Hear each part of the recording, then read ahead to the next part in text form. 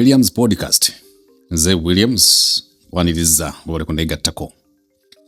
Mu Uganda Ziza Bafana atunka ne Eddy Kenzo. Nsonga tuzogeddeko kumala ebbanga lya wiki kumpi kati nga 2.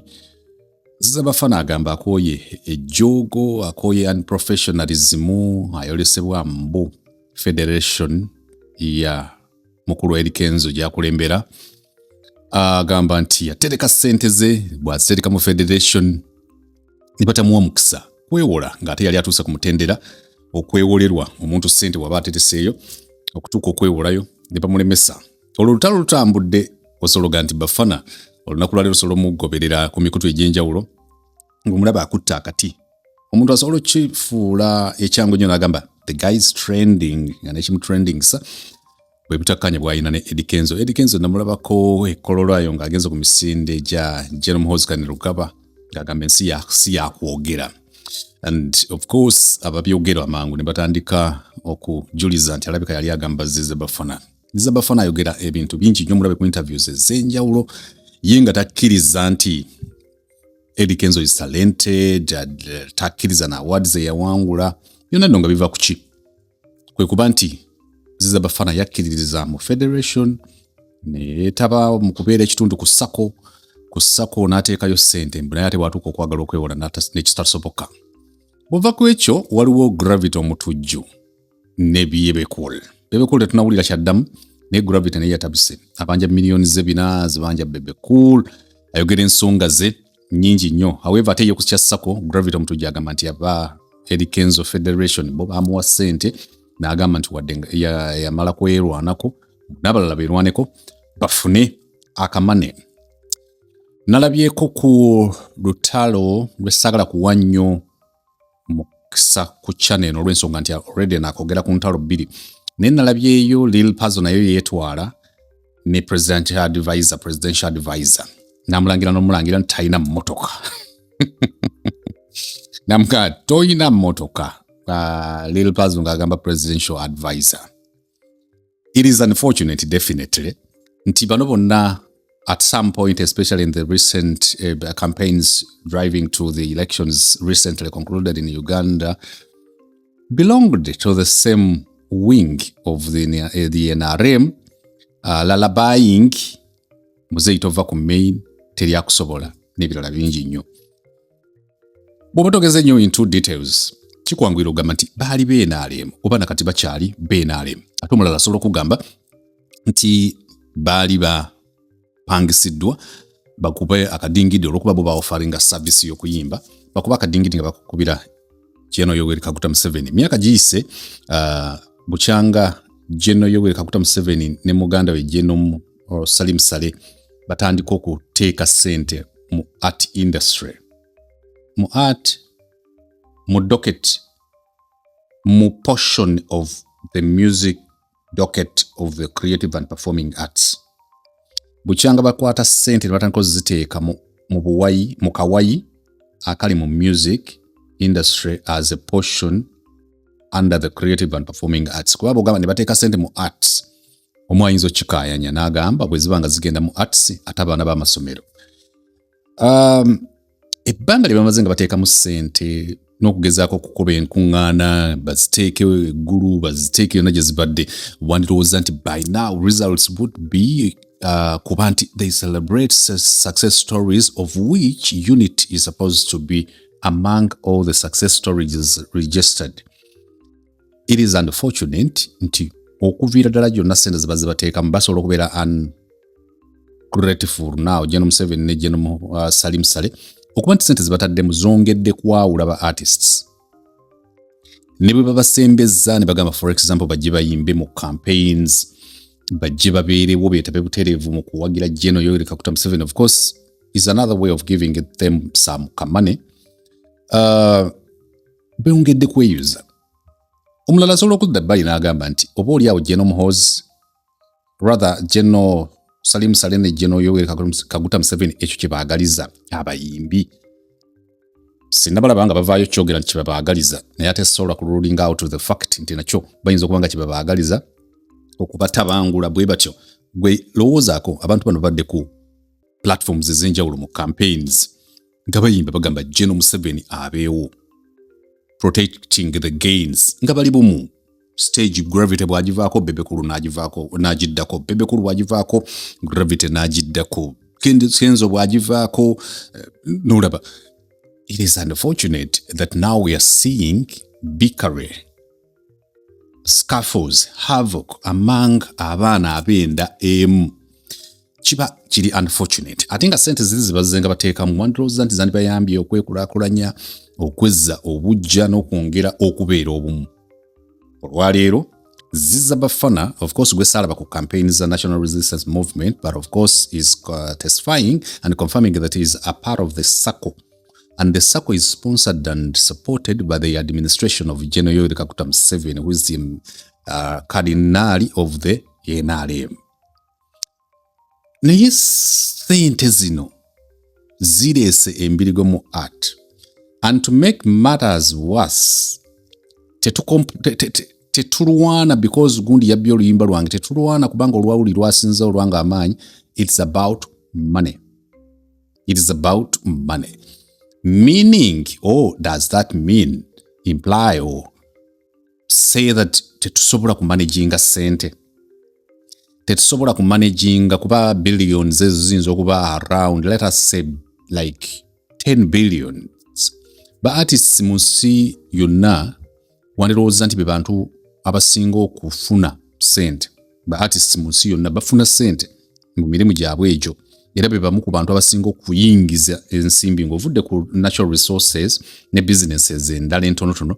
Niba artists creations zaabwe zizaala sente nyingi nnyo nga wandirowoozezza nti at least bali familiar with money. Balina a good relationship with money. Naye ekibuuzo kiri nti lwaki ba artists bano ebbanga lye baamala nga bali bokka nga Bafana ayimba ne yeetakulira ne yeeyiyiza, Eddy Kenzo ne yeeyiyiza, Bebe kulu ne yeeyiyiza, Gravity ne yeeyiyiza, tebaatabukanga kutuuka ku level eno. Kiki ekibaawo bwe bafuna ssente zino ennyingi naddala nga zivudde mu administration ya General Yoweri Kaguta Museveni, General Salim Sali, lwaki zibatabula? Nyingi nnyo tezirina police mwe ziyitira, nyingi nnyo nga zijja tezikolereddwa. Ekibuuzo ekirala kiri nti bwe baba wantiza sako bano bategeera mu cash round nti sako make sako zino za Gravity zino za gundi zino za gundi, oba bakitegeera nti kutereka na kwewolayo okuzzaayo. Kubungu lumu bwolaba nemabega kaabwe bwe nalaba bakadonkamu nga bacomplaining nabalaba bagamba nti sente ze mwatuwa tezitumala na kuzigabana kutubuna. Bo nga balinga abalaga nti sente baazibawa bazeegabanye ziggwewo. Olwaleero nze nga omudongo tekinnyumira okulaba nti Ziza Bafana ayimiridde ate obusungu bwe wa ddembe alina obutakkaanya bwe agamba sente najja nenkola registration nenfuuka ekitundu ku sako nentandika okutereka sente nentuuka ku mutendera gw'oyo omuntu kweyeewolera bw'aba aterese ne sako. Lwaki temumpa sente? Lwaki mbakumira abasibu? Lwaki nezenateekayo tezisobola zijjayo? Kakati ate bwe mpuliriza babeta nga bannyonnyola explanation yaabwe neeba nga tetomera butereevu queries za Ziza Bafana. Mufunza kati yonna isooka nkiteeka wali nga principle obuzibu bwe ensonga kwe ziva kati nenzira ku nsonga zino eziddako ez'okuba nti Ziza Bafana is telling us, you know, all the time people have blamed the communicators abazinga ku internet oba ku radio, TV n'ebirala communication platforms netwogera netubaako bye discussing about music artists nga bagamba aba media bwe buzibu bwa music industry. Kino kiwulidde nga kuba artists ab'enjawulo abaluddewo emyaka 2, 10, 5 ne 0 mwaka. Olwaleero bwe nfuna testimony and confirmation from Ziza Bafana testifying and giving me information that Kenzo is not talented, Kenzo is not an artist, does not qualify to be a star, ne awards zete ziri mu magezi, kiyinza obutakomaawo and oluvannyuma tusobola kikozesa against him kuba bo babadde banga bagamba nti ffe tubakkakkanya. Olunaku lwa leero bwe bamaze okufuna obutakkaanya babiri nga ba artist batandise okwekkakkanya and oli atuwa information nti awadi za Kenzo teziri munsa and abiwaffe ab'amawulire ku mikutu gy'akyala ye atubuulira kubaffe tubadde tumanyi nti BET erimu omulamwa era ono yagiwangula mwalaali.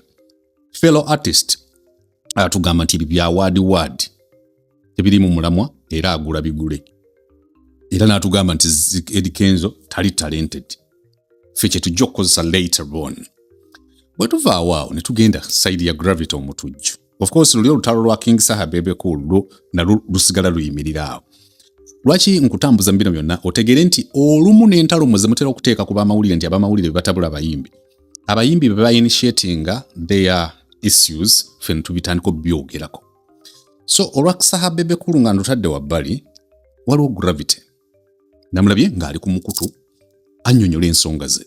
Yagamba Bebe Cool nayimba mpa ssente zange. Bebe Cool lwaki ondyolyoma ku motoka kika kyenvuga kubanga Bebe Cool yalina comment gye yakola one time n'agamba abaana bafunye ssente bafunye omukisa guno okufunayo ka ssente laba Gravity ennyumba gy'asitudde. Gravity yambuuzizza ssente z'oyogerako ez'ennyumba ze nzizimbye omanyi gye nagitandikira nagizimbidde mu campaigns kati naye n'alyoka asomera Bebe Cool ebigambo biwanvu. Mu bufunze okuva lutwava mu campaign there is no music out. There is no music that is playing. There is no anything that is so musical kyogamba nti the industry is going forward. Tubadde mu kyani kyakadonka mu kyani kya Eddy Kenzo, kyani kya Eddy Kenzo, kyani kyakadonka mu kyani kya Lil Puzzle, kyani kya presidential advisor, kyani kya presidential advisor kya Lil Puzzle, kyani kya Ziza Bafana kya Eddy Kenzo, Eddy Kenzo Ziza Bebe Gravity Omutujju. Ate n'olaba eno side endala nga naye olabayo Abitex akulembera aba event organizers ekiwayo ekimu nga nabo beetwala about still money. About money. Sente za feze batuwange eza sako zibulankanyizibwa n'ebirala. Of course, I may say, I might be tempted to say nti Gen. Museveni ayinza okubanga gyali. Bw'abe ekigendererwa kye kyali tu kwawula yawula ba artist. Gen. Salim Salibu ekibanga kye kigendererwa kye ayinza okuba ali successful at that. Bw'aba yali ayagala kugatta ba artists kubazzaamu maanyi basobole okukolera wamu is still yet to achieve that. Nti bamulaze nti gyakoma okubawa ssente gye bakoma okweyawulamu, gyakoma okubongera akassente gye bakoma okweyawulamu. Ekirala kikino about money. Ba artist bongera otunnyonnyola who real they are. Nti tebasobola kuba bumu, tebasobola kukkaanya, tebasobola kugabana. Si bonna kubajja kwekanga nti ssente zino billions zitera okujja rotating around dots of artists. Billions ezo bezijja gundi afunako ona afunako nakubira gundi ne bagabana. There are artists besaagala era kumenya wano nga ebyo tebimukwata nako. Ali mu nsi endala gyakolera ssente ze n'enkola gyazikolamu ali mu bintu bye ebiri attached to this. So mba nkoze bubi bwenzijjawo nenkutegeeza nti ba artists bonna tebasobola kugabana, tebasobola kubeera bumu. Mba siri fair enough kubanga kino kye twogerako kiri circled around a certain group of people doing a certain genre of music nga si ba artists bonna aba music. Successfully, recently General Yoweri Kaguta Museveni signed an amendment of copyright law. Yagisayininze era ndabye Innocent Hillary Shiyaga the man doctor nga yebaza 60% contribution by Silver Kyagulanyi, which is a good thing. Silver Kyagulanyi agenda nasoma amateeka kubikwatagana ne copywriting. Wamala okusoma copywriting mbu ya contributing 60% to the amendment. Era Dr. Hillary Shiyaga the man Innocent congratulating and appreciating, acknowledging his efforts. Kino Yoweri Kaguta Museveni n'agamba bulijjo kye kibabonyaabonya. The amendments are hereby signed by me, International of Yoweri General Kaguta Museveni. Another question is, even when the guy endorses, signs the amendment, tugenda kufunamu oba tugenda kulwana paka. Nalabye Nyange, is it a gadget? Is it a tool that is going to be used to enforce and monitor all copies of rights users? Abantu bonna bagenda kukozesanga oba oluyimba luplayinze back in public place ku events ezenjawulo balese Enyange tool that is going to be used to monitor and make sure that each one of you guys get your loyalties, you get your money, revenues from your sweat in terms of intellectual and patent rights, neighboring rights, moral rights, production rights, sound rights, performing rights, yes, byonna bigenda bifuna. Kyokka ng'ebyo bigenda okujja. Again, we're getting another breaking story of Jeff Chiwa, former manager of the Moses Radio Search Bogo Douglas manager of the Good Life, former manager of Pius Mayanja of the Good Music, former manager and executive director of the Shiba brand of music. Jeff Chiwa ngagamba creation zizoneza za Shiba zange that almost Shiba remains with the performing rights. Here you're celebrating copyright, but again, copyright is biting you up. Should we celebrate copyright, or should we put a step back and be like, how we wish we never pushed for it? Because you remember even when they trekked to Parliament, batambulanga bayingira Parliament, among those who attended was a Shiba Karungi boss of that brand of music. Wamala okuyingirayo olwalira bayakafulumanga bamaze okukola amendment, Jeff Chiwa mugamba music siwo. Definitely as an executive producer, that's how it works. Ekibuzo kiri nti ffe bwe tuba tuyingira mu ndagaano ezo bazawi, bavinka, bawene nwaji, ba Irene Ntale, do we have people who come and interpret contracts for us? Tufunayo some people abajja ne batu interpreting the contracts ezo, because contract nanga ayogera wano waliwo contract genda nga mpanvu, there are ini manya the pate wanu the pate bikoya ffe ebiseera ebisinga tuddukira wali awali toto nti therafa pate wanu ajja kusasula pate 2 million bweziti n'ogamba kasitaziba million bweziti therafa tewali ankasasi nywedde walagi aye therafa kumuwa buyinza. Copyright ebyo byonna bigenda maaso, Shiba Karungi naye ali at that. However, Shiba nga ayinza okuba akyali awo nga bakyagenda kugenda back and forth munda muli mu copyright, ate Shiba namulabye yaguddewo a space of communication. People normally call all of them podcasts.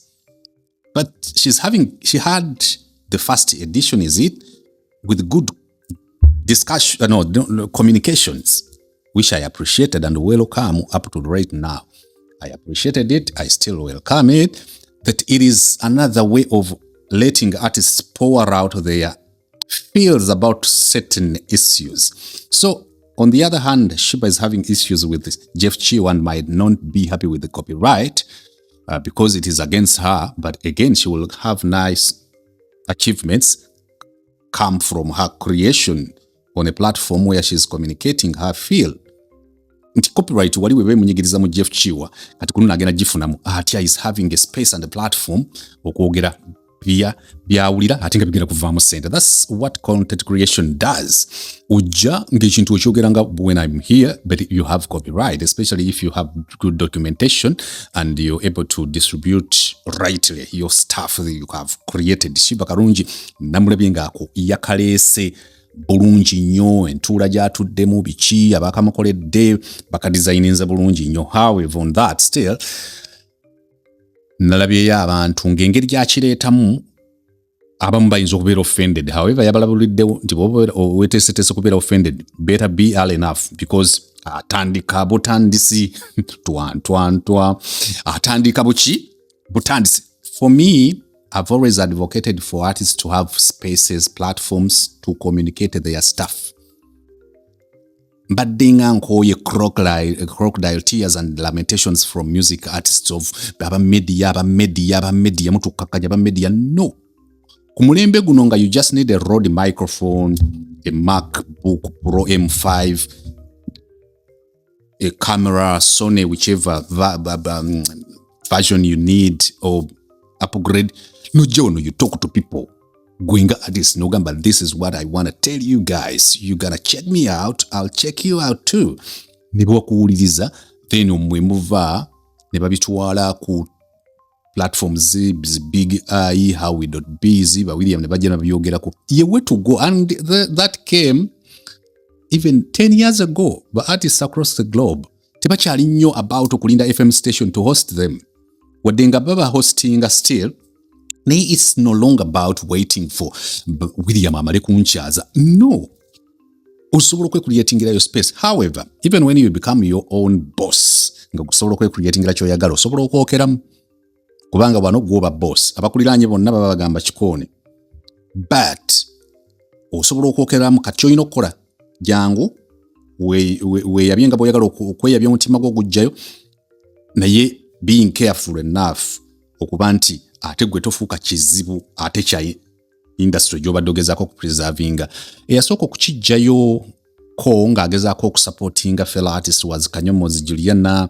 yajjaawo sitting down with Yana era ne bajja ba artist Barema Bavinka Bashiba ne balyoka bakaaba amaziga olwo Juliana yabakyaziza nabagamba mwana gwe wakiyitamu otya buli mukazi n'agamba maama nabonansi bannange bankwana nga nze bwengana Juliana nga walaba bannange nange nga nabonabona that was good for women especially abanyumirwa okaabo obuziga was like Juliana obayina it's a good thing nti fala mainstream tuba tubasumbuwa mugende ne mukaaba nga bakyala bezirobwe it's a good thing ndoza Juliana katali mu producing another episode manye episode zena zo mama zilinga za Netflix asooka nabeerawo n'agamba bana ndiye ku pani basirya ku pani ndiye ku red wine yo basinyweko naye ndoza kati kemaze okulya ku pani kati akugamba fulumize episode I encourage that mujje mwogere stories zetwogedde mu bukyamu ngaba artist mujje mutereeze ensobi zetukoze mwe ngaba artist nga mwe muzeeterereza nga muli ku platforms zammwe nga bwe mbe encouraging nga mugulewo radio stations mugulewo TV stations however TV and radio stations tezibeera managed by emotions tezibeera managed by the comment section how busy it is on your Facebook tezibeera gundi tesivugibwa spice gadgets oba shibaholics wetaaga having a professional people Nibwadde mbe encouraging putting up platforms zino to podcast or communicate to the publics and do media relations and public relations mumanye nti eno osobola communicating nga communicating no manyiriza ngo yokyeza obanga okikoze good. Talking about Spice gadgets, there is another story where Spice Diana was known to allegedly paid on one of the events she was supposed to perform or where she performed kinda.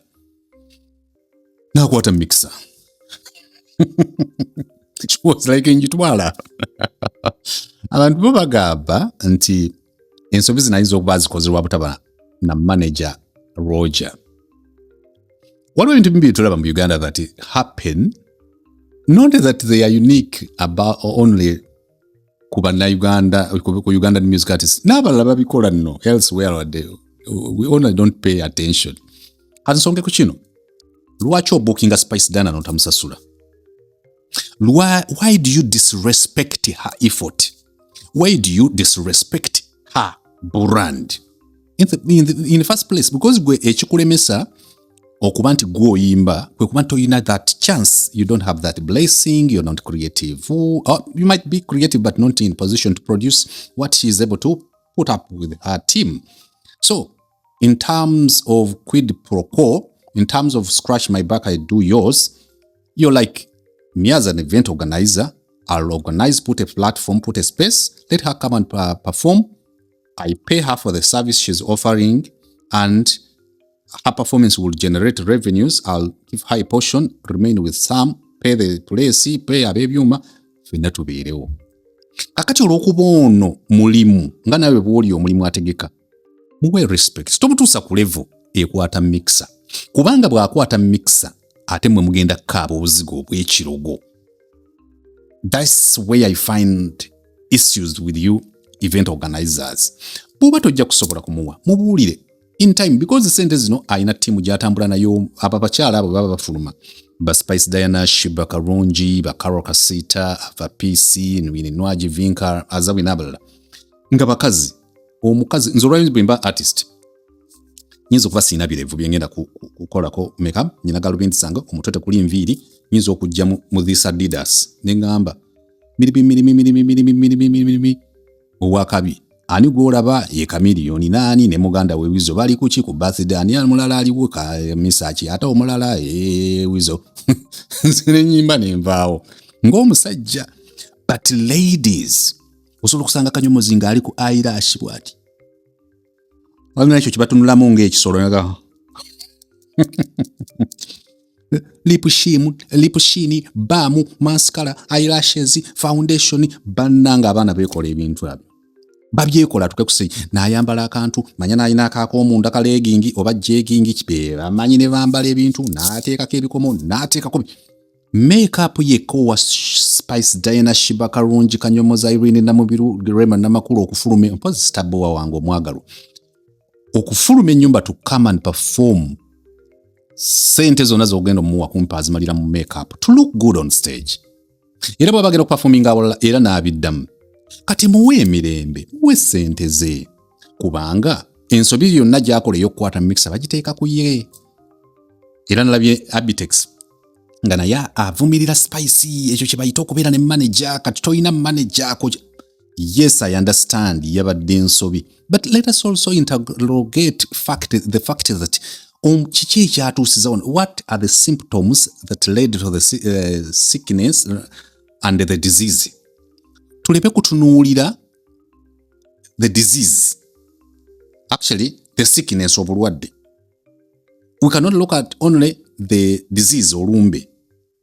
We have to look at the obubonero buno bwe bwali bujjo bwaba promote okuba nti balaga unseriousness and professionalism lwaki tetwabugema because Abitex is having that umbrella etwala promoters twogere ku bintu ng'ebyo nti ne bw'oba tobeere mu position kusasula Spice on time or in time communicate bw'aba akyali ku stage bw'ati talk to the AD or managers someone handling her bookings omugambe sente nyina naye lwaki omutuusa ku kukwata ekyo. Ekibuuzo ekirala kikino Spice Diana akwate mixer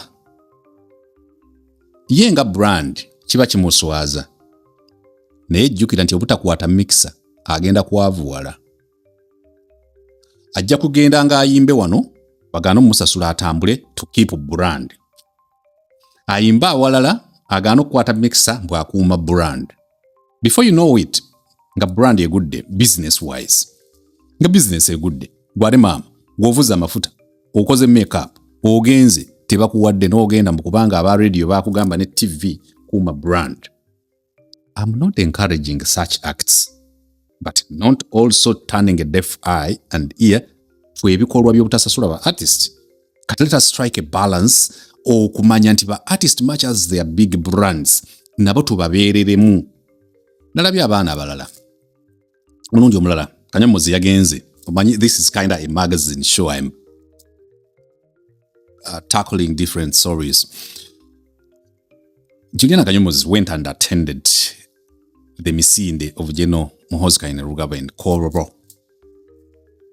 Abaana ne bamuddamu envuunula bibya. Ne bamuddamu. Omulembe guno ogulaba. Mpaawo atali kaaba. Guno mulembe ogulaba guno gwa mpaawo atali kaaba. Ffenna tuli potential subjects, potential candidates of Juliana kyayitamu. Tubeera tukyaba potential. Abantu bangi mu Uganda balina ebintu byalaba nga tebitambula bulungi. Kati bo basuubira fe abalina platforms, people with better muscle in regards to influence okubanga babyogerako. Kati lwakulaba nga tobyogeddeeko and appearing to be a part of who they see as their oppressor. They cannot beat you up. They cannot do a thing on you. Bagenda bakozesa itel ne tekino mu comment section ne bakuwa.